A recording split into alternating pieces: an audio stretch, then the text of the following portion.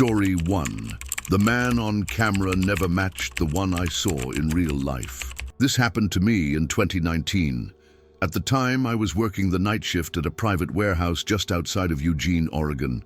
It was a quiet job, 3 nights a week, mostly alone. I handled inventory logs, secured shipments, and kept the surveillance systems running. The building was medium-sized, used for niche retail distribution, and half the floor was stacked with boxed goods waiting to be processed. The other half, empty, dimly lit corridors and shelved storage that hadn't been touched in weeks. There was only one entrance through the loading bay and a small steel emergency exit in the back, always bolted from the inside. Each shift, I arrived at 10 p.m., did a perimeter check and sat at the monitor desk.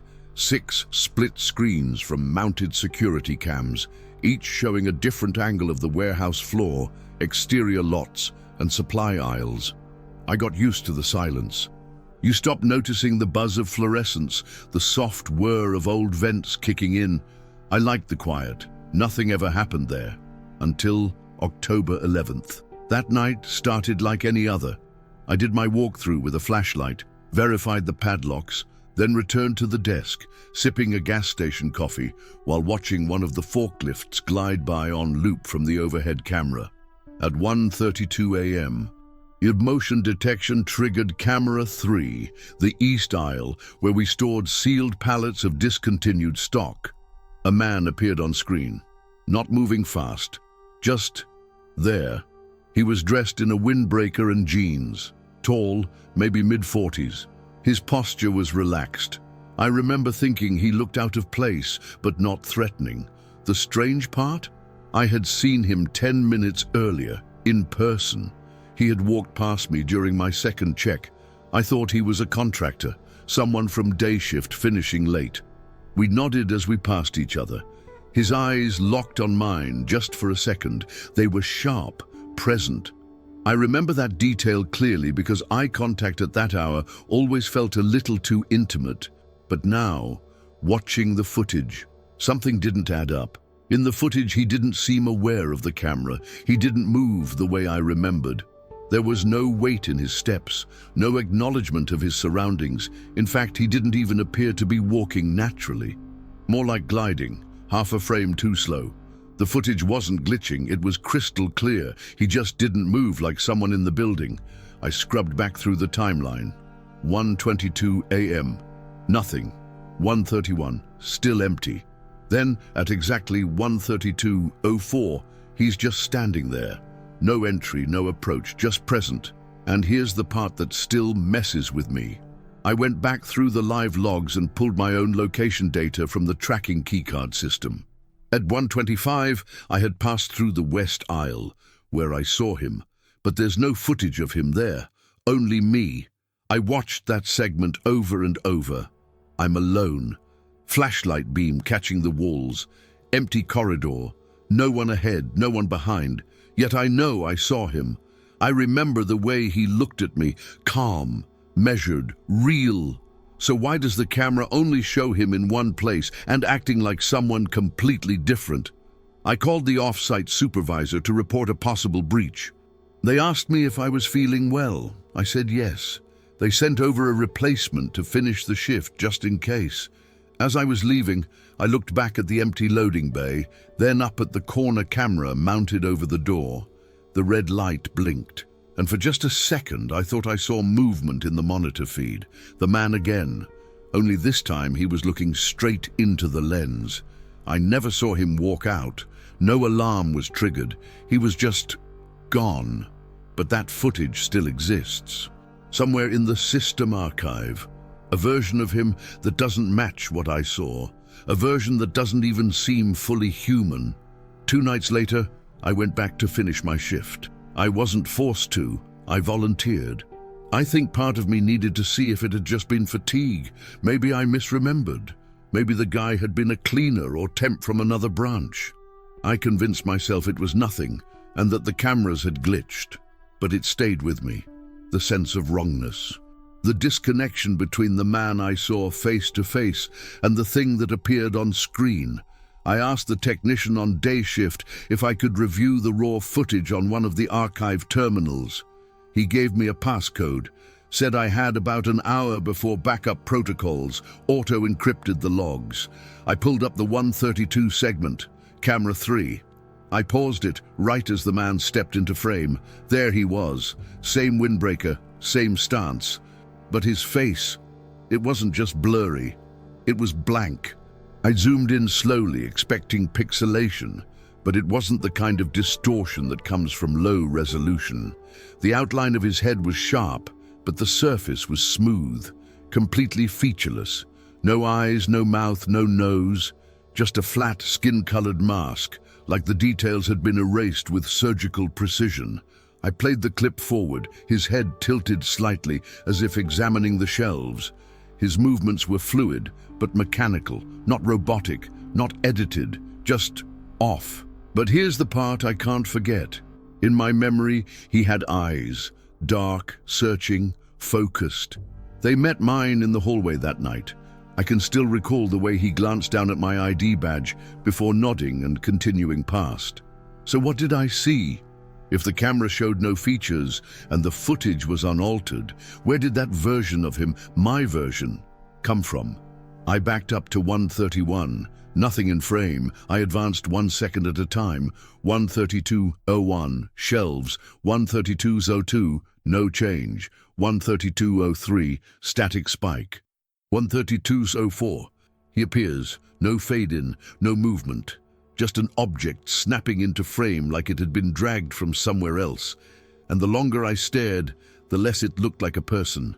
It was his body, yes, but too still, too perfect, like a template, like something pretending to be someone. I showed it to a co-worker who used to work in video forensics. He watched in silence, then asked if it was part of a training module. I told him no. He didn't say anything else. Just handed me back the tablet and left the room. That was the last time I accessed the logs. I never told corporate, but I still have the frame I paused on. The face that isn't a face.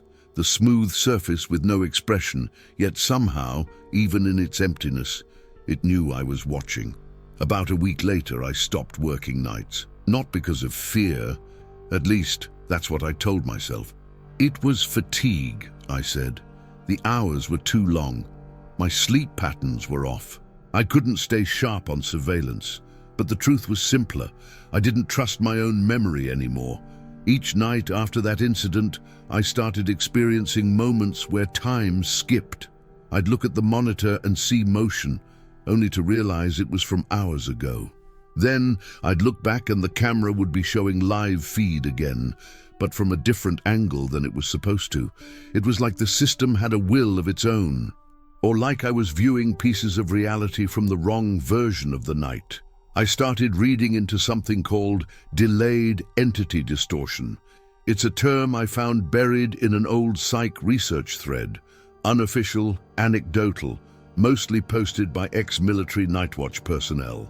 They described a condition where, under prolonged isolation and sleep deprivation, the brain begins experiencing dual perception states. You remember things that didn't happen, but you feel them as real. And when you rewatch surveillance, it starts mismatching with your memory, not due to malfunction, but because your sense of what you saw begins to split. You start living two versions of each night. I dismissed it at first, but then something happened that I can't rationalize. It was a Thursday, rainy. I was back for one final shift helping train a new night hire. I told him about the protocols, showed him how to log each door check.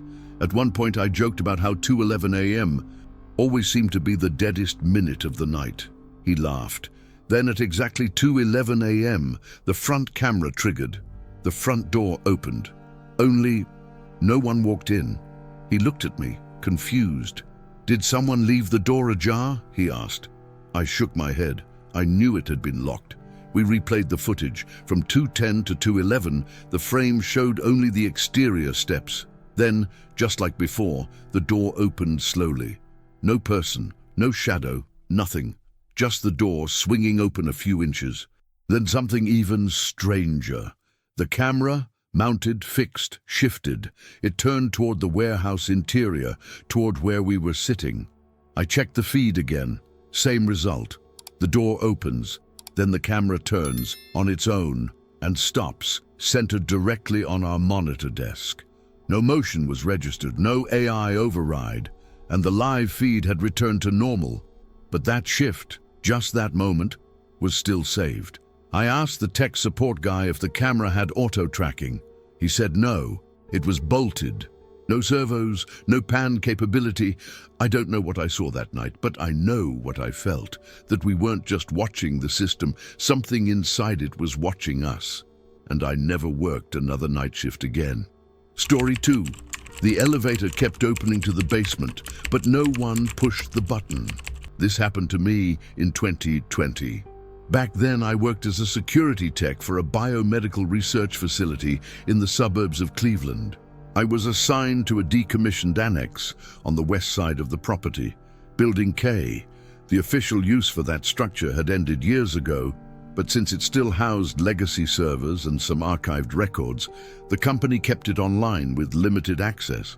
It had 6 floors, 3 above ground and 3 sublevels, labeled B1, B2, and B3. My post was on the ground level, mostly monitoring access logs, badge swipes, and internal temperature stats from an old touchscreen terminal that only half worked. There was never any foot traffic, just HVAC hums, and the occasional flicker of motion detection from a moth flying too close to the lenses. Night shifts in that place were strange from the beginning. The annex was mostly dark. Only the central elevator shaft stayed lit, its display panel casting a soft amber glow over the cracked linoleum. That elevator was supposed to be idle, locked down after 6 p.m. It was policy. Basement levels weren't authorized after hours, not even for janitorial staff. But during my 3rd week there, something started to happen.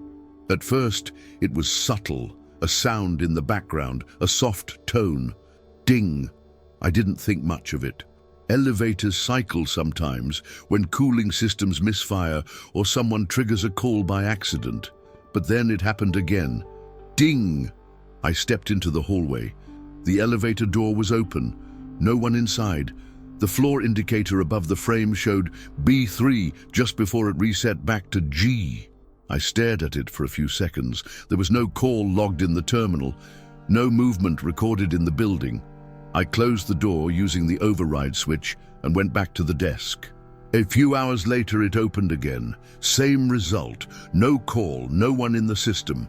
The door just opened, waited exactly 22 seconds, and closed. I timed it. I filed an internal ticket and logged the glitch. Facilities replied that there was no record of the elevator being activated. I asked if it was possible the system was misreading phantom calls. They told me the elevator was disconnected from the remote queue entirely. No input, no action, their email said, but it kept happening. Night after night, always after 2 a.m., sometimes once, sometimes 4 or 5 times. Always the same.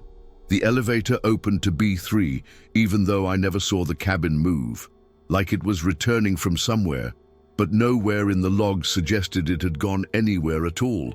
Then one night I did something I probably shouldn't have. I stood next to the shaft when I heard the tone again. Ding. The door opened, and from inside I heard breathing. Not whispering, not voices, just breath. Measured. Human. Right on the edge of hearing. I leaned slightly into the cabin. It was empty, still lit, still cold. But the air felt different. Stale, but pressurized. Like someone had been standing in there for a long time. I backed away and let the door close. Later that night, I reviewed the system feed. No movement, no anomalies. But in the audio stream, buried beneath the white noise, I heard it again.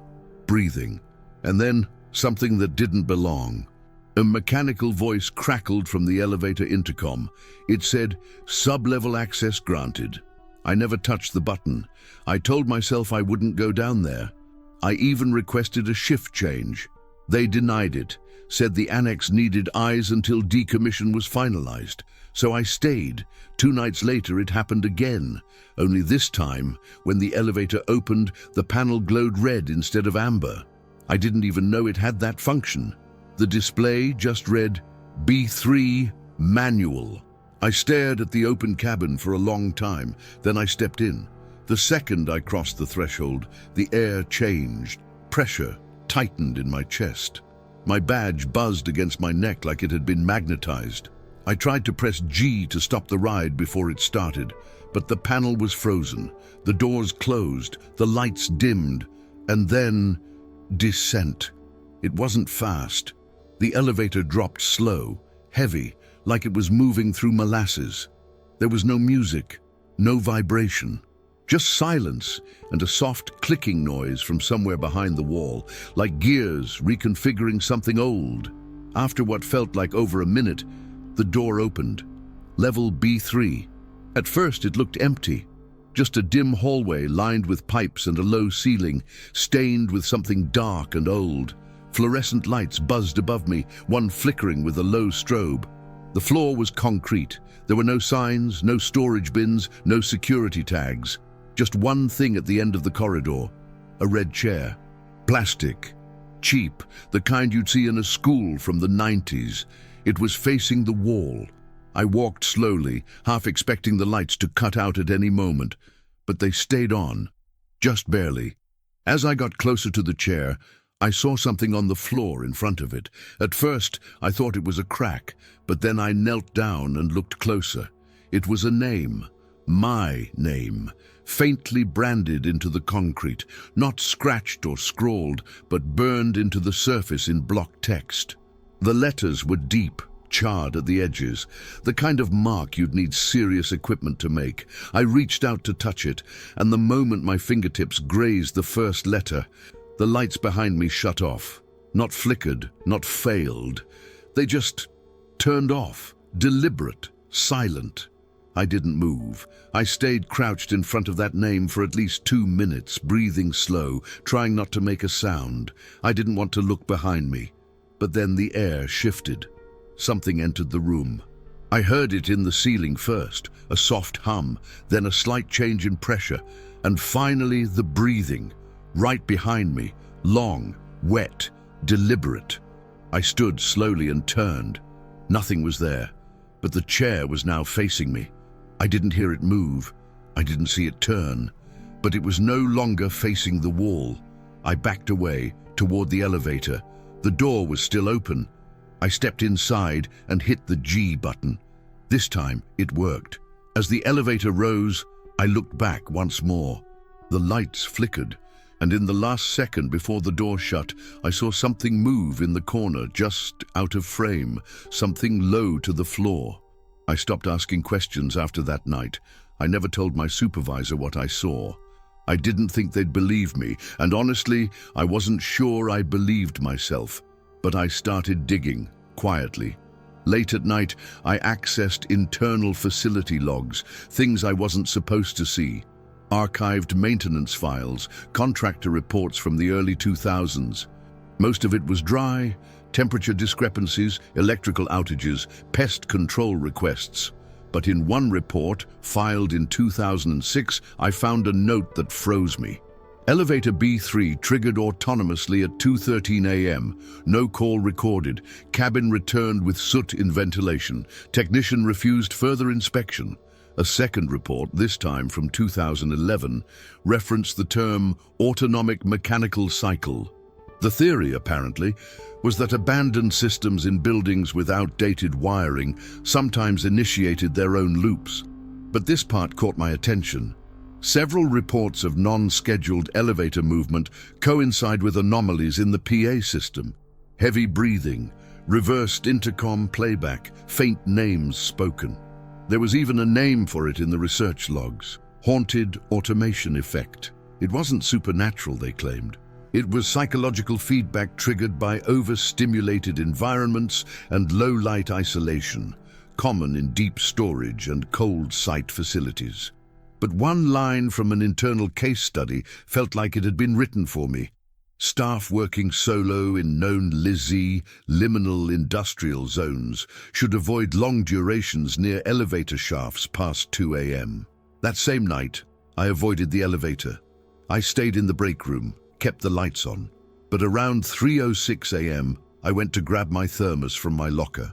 And when I opened it, I saw something stuck to the inside of the door, a sticky note, plain yellow, no handwriting, just typed text in 11-point font.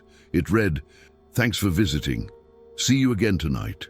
There was no sign of who left it. No camera pointed at the lockers. No log of access.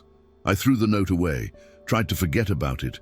But every shift after that, the elevator kept doing the same thing. Opening to B3, waiting, then closing, even if no one was near it. Even if I tried not to look. And when my last night on that job finally came, I found one final message taped to the break room table. This time, it wasn't typed. It was carved into the laminate, barely visible, but I saw it. "Welcome back. Did you enjoy the content and it made a difference for you?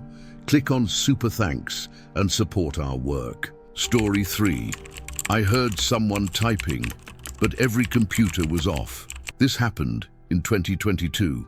At the time, I worked overnight tech support at a community college in central Pennsylvania. My job wasn't glamorous. Mostly, I maintained lab equipment, ran updates, and handled back-end diagnostics for the media center. It was the kind of job where you get free coffee, a swipe badge, and a windowless office full of static monitors that rarely get turned on. The building I was stationed in was old, originally a municipal records facility, built sometime in the 1960s and converted into an academic tech hub in the mid-2000s. You could still see the old architecture in the drop ceilings, the dusty vinyl floors, and the strange placement of wall sockets. Too high, like they were meant for something long gone. I was the only staff member in that wing between 10 p.m. and 6 a.m. Most of the time, I welcomed the silence. But one night, about a month into the job, I heard something strange. I was in room 217, the faculty AV lab. Just me, my clipboard, and an old desktop tower I was reformatting. I had a podcast playing on my phone, low volume. Everything else was still. Cold fluorescent lighting overhead, a faint hum from the server rack across the hall. Then I heard it, typing.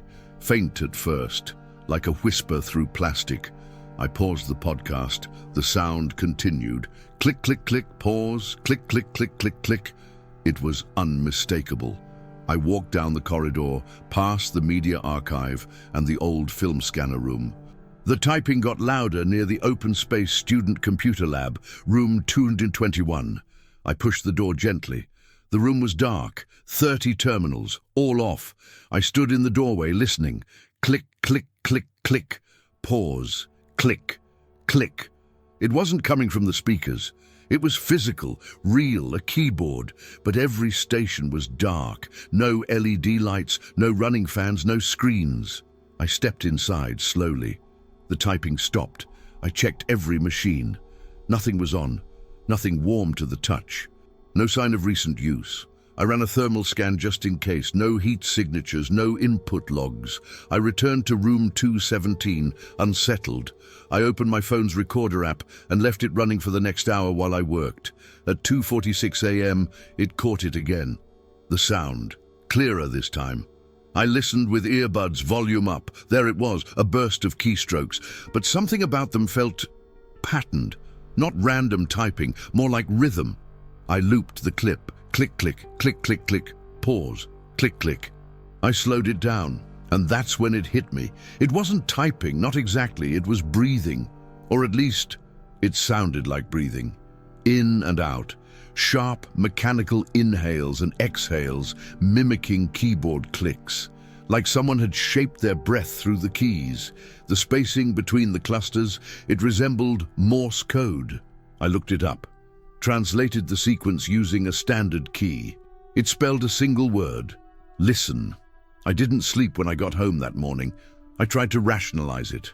The HVAC vent above the lab, maybe it was cooling plastic contracting. Maybe someone left a Bluetooth keyboard connected and was typing remotely. Maybe it was some kind of prank. But the next night, it happened again. Same room, same hour. Only this time, The typing didn't stop when I entered. It got louder. I crossed the floor of room 221, past rows of dead screens. My shoes scuffed against the waxed floor. The air felt tighter, not colder, just denser. At the far end of the lab, one monitor blinked on. No boot screen, no BIOS, just a grey desktop, no icons, no taskbar. I walked up slowly. The keyboard was standard issue, beige keys, worn-down spacebar. I touched the mouse. The cursor moved smoothly, like it had just been used. Then the file appeared. It opened by itself. Top left corner. Untitled. EX.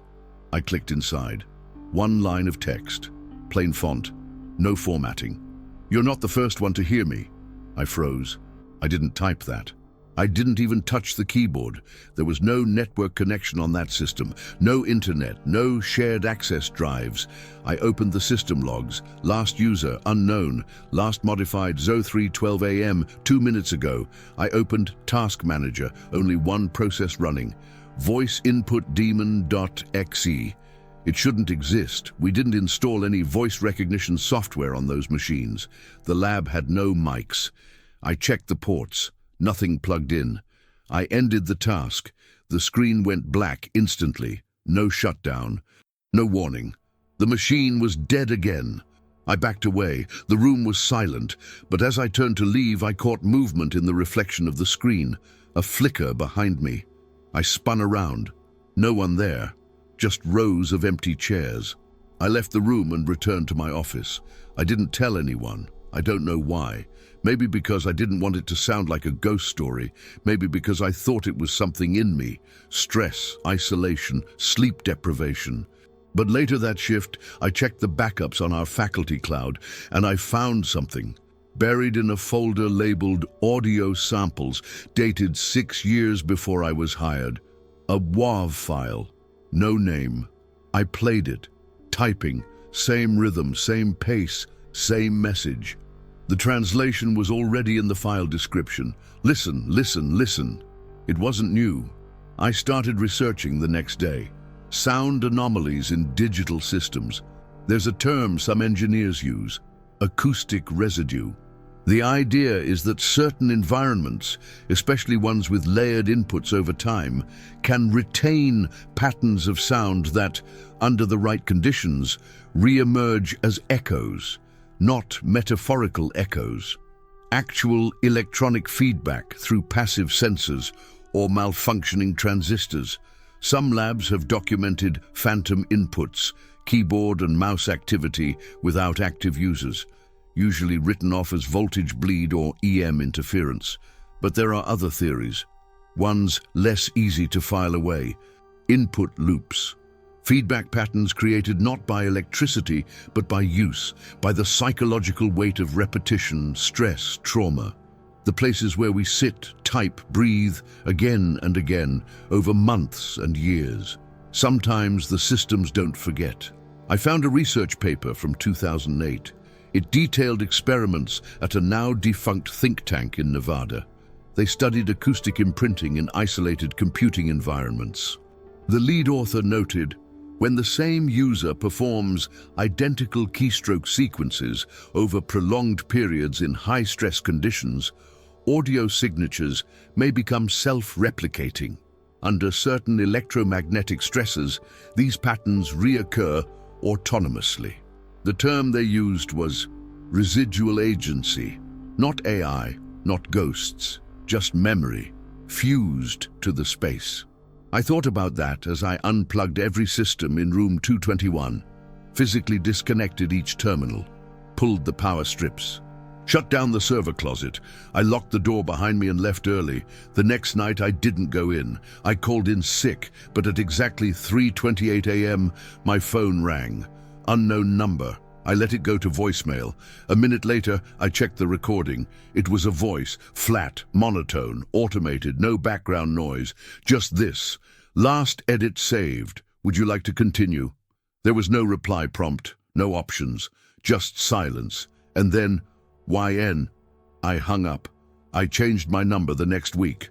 Told my supervisor I was transferring to another department, but sometimes, when I'm in a silent room or near old machines, I think I still hear it, not clearly, just faintly. Keystrokes, too slow, too deliberate, like breath, or like a question that hasn't been answered yet.